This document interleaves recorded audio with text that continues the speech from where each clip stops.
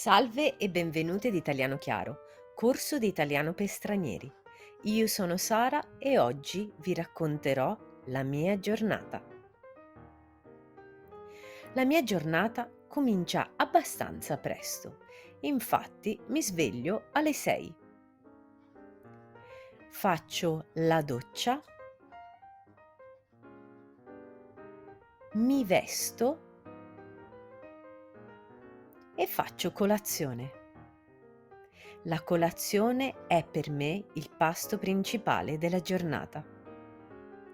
Dopo aver fatto colazione, mi lavo i denti. Poi esco e vado in stazione. Per raggiungere la stazione ci impiego circa 7 minuti. Prendo il treno e poi prendo l'autobus.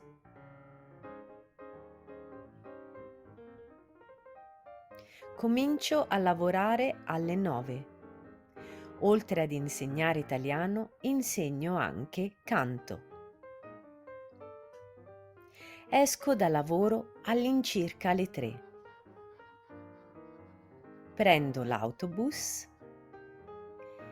e arrivo a casa un'ora dopo.